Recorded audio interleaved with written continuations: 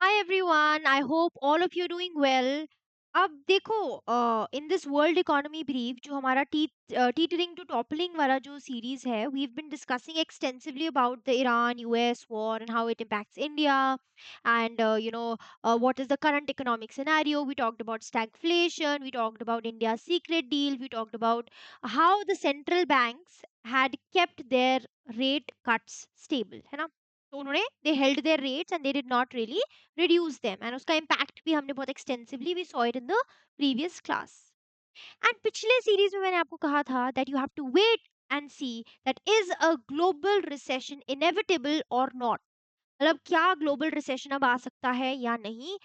I am not going to speak it just like that. I am going to give you exact facts and क्या economists predict कर रहे हैं according to that. तो हम proper data देखेंगे and फिर हम decide करेंगे that is a global recession now inevitable. I welcome you all to the World Economy Brief जहाँ पे हम global economy को समझते हैं through an economics lens. तो इससे I am trying to explain you how the global economy works, how things work at the global level and क्या चल रहा है ये हम देखते हैं.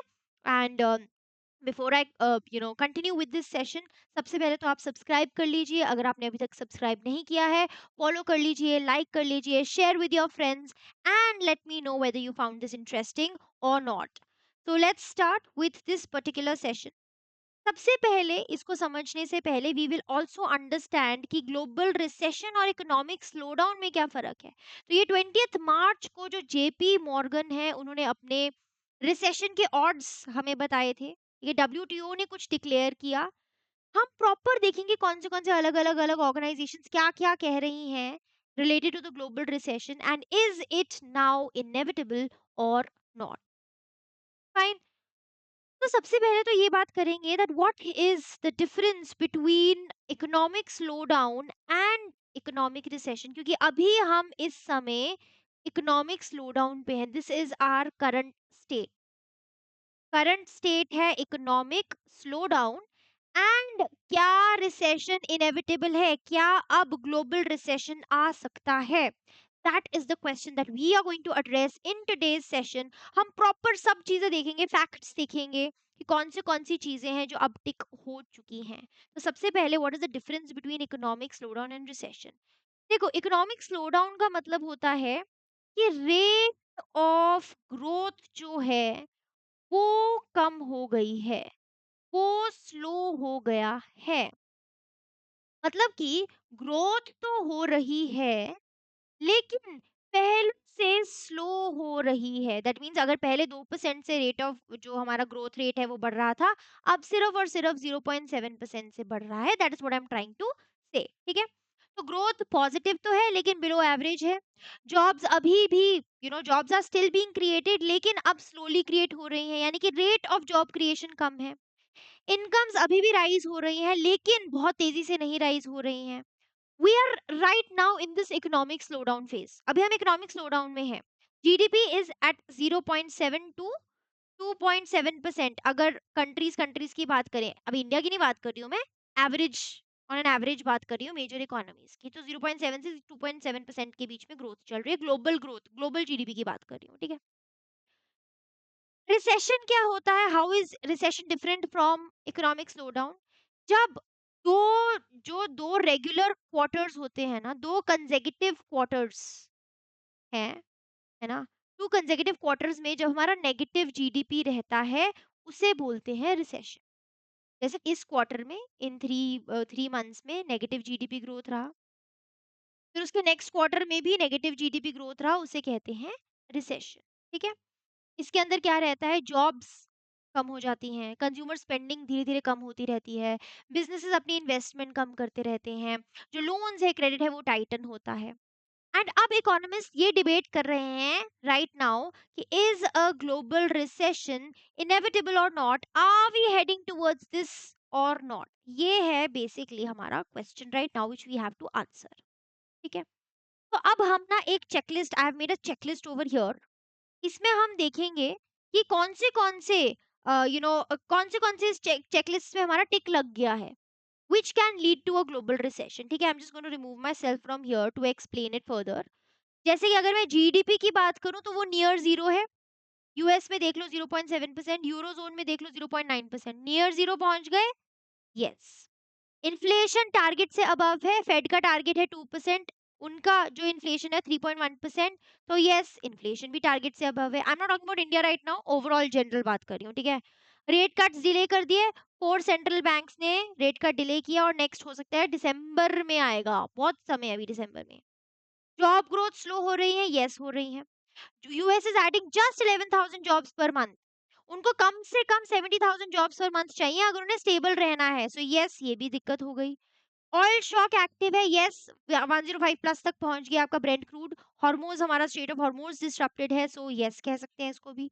Markets are following, yes they are following falling, है ना। We are seeing 3 weeks of losses हमने देख लिया है ना। What are the odds? अगर हम मेजर इंस्टीट्यूशंस जैसे जेपी मॉर्गन, मॉर्गन स्टैनली, इन सब की बात करेंगे तो ये क्या कह रहे हैं वो देख लेते हैं। अब सबसे पहले जेपी मॉर्गन ने क्या कहा, उन्होंने जो अपना फोरकास्ट है कि रिसेशन कितना परसेंट रिसेशन आ सकते हैं, what is the probability for recession to happen, 40% कर दिया है because of this Iran war and stagflation in the US combined. इस वजह से जेपी मॉर्गन कह रहा है कि 40% प्रोबेबिलिटी है कि ग्लोबल रिसेशन आएगा। मॉर्गन स्टैनली ने कहा कि 15% प्रोबेबिलिटी है कि माइल्ड रिसेशन आएगा in the first half of 2026 अगर कंज्यूमर स्पेंडिंग हो गई कम। कैपिटल इकोनॉमिक्स ने क्या कहा कि बहुत हाई चांसेस हैं क्योंकि यूएस प्रोडक्टिविटी कम हो रही है, कंज्यूमर स्पेंडिंग कम है, और अगर दोनों चीजों ने हमें डिसअपॉइंट किया तो recession is almost certain. Yardeni research ने 35% प्रोबेबिलिटी कही है कि 1970s के स्टाइल जैसा स्टैगफ्लेशन सिनेरियो है एंड इसीलिए उन्होंने कहा है कि रिसेशन इज इनएविटेबल। मैकेंजी ने कहा बहुत हाई प्रोबेबिलिटी है, फर्स्ट टाइम सिंस दिसंबर 2022 हमने इतना ज्यादा नेगेटिव सिनेरियो देखा है, इतना ज्यादा कंडीशंस वर्स देखी हैं, तो most of them are saying high scenario. IMF ने लो बोला है, सिर्फ ग्लोबल ग्रोथ 2.7% प्रोजेक्ट किया है। उन्होंने कहा है कि वीक है लेकिन रिसेशनरी नहीं है फिलहाल, रिसेशनरी नहीं है फिलहाल, ये कहा आपका आईएमएफ ने। तो अब यहाँ देखो, out of all of these maximum are saying कि काफी ज्यादा चांसेस हैं, अगर ऐसी ही प्रॉब्लम कंटिन्यू रही तो बहुत चांसेस हैं कि हम एक ग्लोबल रिसेशन देख सकते हैं। अब थोड़ा सा कंट्री बाय कंट्री देखते हैं, ठीक है। Let's talk about Germany over here. Recession का रिस्क मैप देखते हैं कहाँ पे कैसे रिस्क ज्यादा है। Let's talk about Germany. कितना ग्रोथ फोरकास्ट? 0.9%। इंडस्ट्रियल प्रोडक्शन कम हो रही है, जो एनर्जी शॉक रशिया वॉर की वजह से हो रहा था ना, वो अभी भी देखने को मिल रहा है। तो सबसे ज्यादा रिस्की जो है वो कौन सी यूरोपियन कंट्री है? जर्मनी। फिर आ जाता है फ्रांस। फ्रांस में भी 0.9% ग्रोथ दिखा रहे हैं, same as Germany. High debt है यहाँ पे, रिफॉर्म मोमेंटम यहाँ वीक है, पॉलिटिकल अनसर्टेनिटी काफी ज्यादा है जिस वजह से इन्वेस्टमेंट कम हो रही है। Let's talk about United kingdom. वहां पे जीडीपी 1.3%, स्लाइटली बेटर है लेकिन कंफर्टेबल नहीं है। एनर्जी कॉस्ट हाई है यहाँ पे, मॉर्टगेज रेट्स भी हाई हैं, कंज्यूमर कॉन्फिडेंस भी वीक है, ये सबको मिला के दिक्कत है। यूएस में तो वैसे भी आर सीइंग अ स्टैगफ्लेशनरी सिनेरियो, है ना। 0.9% है जीडीपी ग्रोथ, फेड का फोरकास्ट है। Job growth near zero. Morgan Stanley ने बोला 15% चांस है माइल्ड रिसेशन का, जेपी मॉर्गन ने बोला 40% चांस है।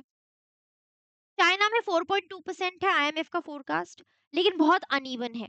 4.2% looks good as compared to the others, है ना, बट बहुत अनइवन है। प्रॉपर्टी सेक्टर बहुत डिप्रेस्ड है, रियल एस्टेट क्राइसिस हम यहाँ पे देखते हैं काफी रहता है चाइना में। डिफ्लेशनरी प्रेशर्स हैं, बहुत ज्यादा वल्नरेबल है। इंडिया की बात करूं तो ग्लोबल सैक्स ने 6.9% ग्रोथ रहा है, फास्टेस्ट ग्रोइंग इंडियन इकोनॉमी है हमारी एंड मेजर इकोनॉमी है। लेकिन अगर ये ऑयल शॉक कंटिन्यू रहा, आरबीआई के कॉन्स्ट्रेंट्स रहे, आईटी रिस्क रहा, तो फिर दिक्कत आ सकती है, ठीक है। अब कैपिटल इकोनॉमिक्स ने कहा था this is a nightmare right now. वो प्रोजेक्ट कर रहे हैं कि देखो, वॉर से पहले जो ब्रेंट क्रूड का प्राइस क्या था, $70 पर बैरल। करंट क्या है, $105 पर बैरल, है ना। ये हम कह रहे हैं, ये प्रिडिक्शन है कि with in the next 3 months अगर कॉन्फ्लिक्ट 3 महीने तक चला तो ब्रेंट क्रूड पहुंच सकता है $150 and that is a big big problem. उससे ग्लोबल इन्फ्लेशन बहुत ज्यादा बढ़ जाएगी, क्योंकि अगर 10% से ऑयल राइज होता है तो 0.4% ज्यादा इन्फ्लेशन होती है। इंडिया का इम्पोर्ट बिल बढ़ जाएगा, करंट अकाउंट हमारा जो डेफिसिट है वो बढ़ जाएगा, दिक्कत हो जाएगी। रुपी बहुत ज्यादा डेप्रिशिएट करेगा, एविएशन, लॉजिस्टिक्स, फूड प्राइसेस सब बढ़ जाएंगे, एलपीजी सब्सिडी बर्डन्स होगा इंडिया में अगर ये प्रॉब्लम कंटिन्यू रही तो we are at the tail risk as of now. Risk पे हैं हम as of now. And you know what the most important thing over here is कि डब्ल्यूटीओ ने कुछ ऐसा कहा जो उसने कभी पहले नहीं कहा है। सबसे पहली चीज तो उन्होंने ये कहा 80 इयर्स में, 80 इयर्स के बाद, मतलब वर्ल्ड वॉर 2 के बाद, ये बहुत ही एक ग्लोबल नाइटमेयर है, प्रॉब्लम वैसी वैसी टाइप की शुरू हो रही है, ऐसा कहा डब्ल्यूटीओ ने। टैरिफ्स, पहले तो यूएस टैरिफ्स ने दिमाग खराब किया था, पहली बात तो यही प्रॉब्लमैटिक चीज थी, है ना। टैरिफ्स ने वैसे ही ऑलरेडी डिस्टर्ब किया था सप्लाई चेन्स को, अब ईरान शॉक की वजह से डबल हिट हो गया है, प्रॉब्लम डबल हो गई है, यानी कि two simultaneous shocks to trade. तीसरी चीज, इंडिया की ट्रेड पोजीशन की बात करूं तो एक्सपोर्ट्स हमारे they fell by 15% to the US, सितंबर 2025 में हमारे कम हुए यूएस को एक्सपोर्ट्स। ईरान वॉर की वजह से हमारे एक्सपोर्ट्स, हम देख रहे हैं ना कि जैसे बासमती एक्सपोर्ट्स की बात करूं बहुत ज्यादा कम हो गया इन द मिडिल ईस्ट, उसकी वजह से बहुत ज्यादा इफेक्ट करेगा। That is why India is focusing on diversification, that is a separate thing कि हम हेज कर रहे हैं इस प्रॉब्लम को। बट हाँ, इंडिया के पास एक अपॉर्चुनिटी है, क्योंकि चाइना और यूएस का ट्रेड अगर कोलैप्स हुआ बीच में, तो इंडिया के पास अपॉर्चुनिटी है कि हम अपना मैन्युफैक्चरिंग बेस खोल सकते हैं फॉर द वर्ल्ड इकोनॉमी। तो इंडिया के पास एक ब्राइट स्पॉट जरूर है, अपॉर्चुनिटी जरूर है, ठीक है। तो अगर हम बात करें, India is insulated enough of walking its own tight रोप, थोड़ा सा फैक्ट्स के अकॉर्डिंगली देखते हैं कि व्हाई इंडिया इज इंसुलेटेड, मतलब what is the positive spot कि कहाँ इंडिया अभी फिलहाल सेफ है। एक तो ग्रोथ ही देख लो, हमारी 6.9% प्रोजेक्टेड है, we are the fastest growing economy. हमारी डोमेस्टिक डिमांड काफी अच्छी है, और जो ये ग्रोथ है it is driven by domestic demand only. तो अगर बाहर कुछ होता भी है देशों में, तो वो डायरेक्टली इंपैक्ट नहीं करेगा हमारा ग्रोथ को, it is less expose to the global trade slow down. Foreign exchange reserves हमारे काफी रोबस्ट हैं, $700 बिलियन से ज्यादा ही है हमारे पास reserves. Current account deficit is just at 0.8%। तो करंट अकाउंट डेफिसिट मतलब जब हमारे इंपोर्ट्स ज्यादा होते हैं एक्सपोर्ट से, वो भी हमारा अभी से फिलहाल जो डेफिसिट है वो कम ही है। हमारे एस जयशंकर जी हैं जो, उनकी diplomacy is quite working as of now. PLI scheme है हमारे पास, मैन्युफैक्चरिंग बूम अभी भी हमारा चल रहा है। तो ये तो है ब्राइट स्पॉट्स कि क्यों हम अभी इंसुलेटेड हैं, क्यों अभी हम इंसुलेटेड हैं इन सब प्रॉब्लम से, है ना। But why India is not safe, उसके भी हमारे पास पॉइंट्स हैं। वल्नरेबिलिटीज देख लेते हैं। एक तो हम सबसे ज्यादा तो 80% ऑयल इंपोर्ट ही करते हैं।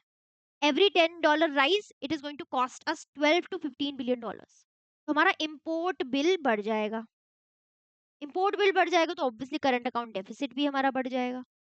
आईटी सेक्टर की मैं बात करूं, so it is deeply tied to US corporate budgets. IT sector की बात करूं तो यूएस में प्रॉब्लम हुई, आईटी सेक्टर में प्रॉब्लम हुई। आरबीआई अपने रेट कट्स नहीं फ्रीली कर पाए, we talked about this in the previous class also, है ना। तो कॉन्स्ट्रेंट्स है काफी उस चीज में भी। $19 बिलियन एफपीआई आउटफ्लो है इन 2025, foreign capital is not coming back, तो हमारे आउटफ्लोज बहुत ज्यादा हैं। प्लस क्योंकि डॉलर अप्रिशिएट कर रहा है तो सारा पैसा उधर ही जा रहा है।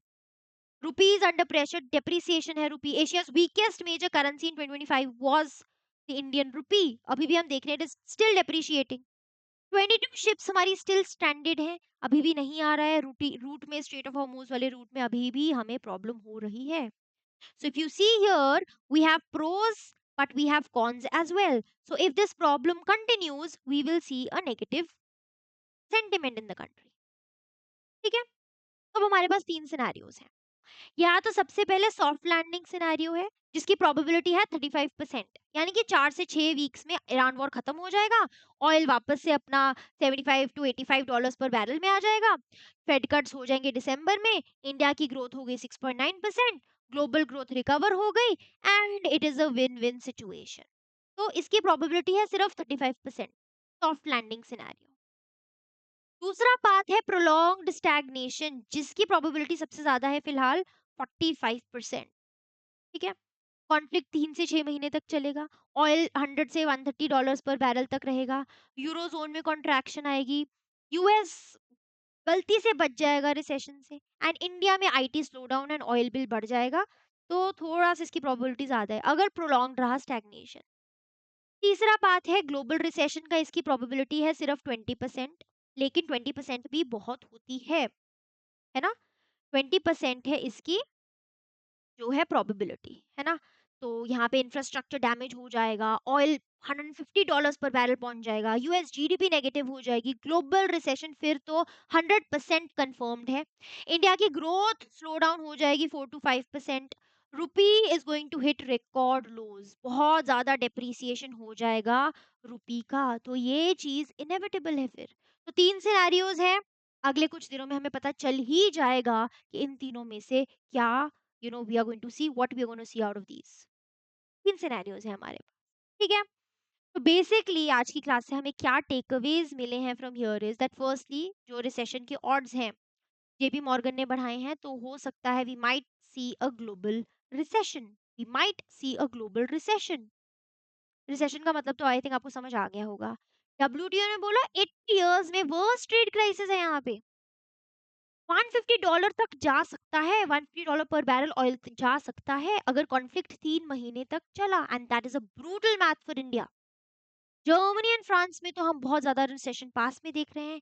इंडिया फिलहाल इंसुलेटेड है, but it is not immune. हम इम्यून नहीं है, ठीक है, फाइन। तो ये है की टेकअवेज फ्रॉम द सेशन।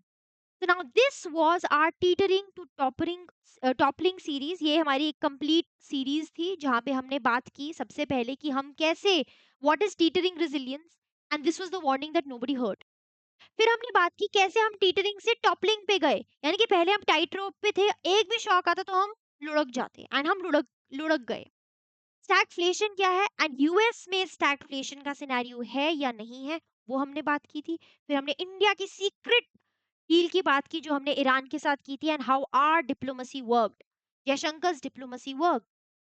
फिर हमने बात की about the four central banks, चारों एक दिन में मिले एंड उन्होंने zero cuts, they did not cut their rates which was a blow to the emerging market economies like India. And then with facts we saw that is a global recession inevitable or not। यानी कि अब आपने ये देखना है कि क्या global recession आता है या नहीं आता, that depends how prolong the conflict is going to be, ठीक है, फाइन। तो ये हमने देख लिया। तो अगर आपने ये अब देख रहे हैं, अभी आपने पुरानी सीरीज नहीं देखी है, सो डू फॉलो इट और सीक्वेंस में देखें तभी आपको समझ आएगा। And if you like this series, do follow all of these channels over here. ये टेलीग्राम चैनल है, ये व्हाट्सएप है, ये यूट्यूब है, ये इंस्टाग्राम है। Do follow, subscribe, like and share with your friends, ताकि आप ऐसी सीरीज को मिस ना करें और ताकि आपको एक होलिस्टिक व्यू मिले about the global economy. This is the world economy brief, this is economics with मन्नत, where we understand economics in a very different perspective, जहाँ हम लाइफ को, ग्लोबल इवेंट्स को, जहाँ हम अपनी पर्सनल लाइफ को हम इंटीग्रेट करते हैं with economics, and we understand each and everything with an economics lens। So follow for more such videos. This is Economics with Manna. Take care. Have a great evening.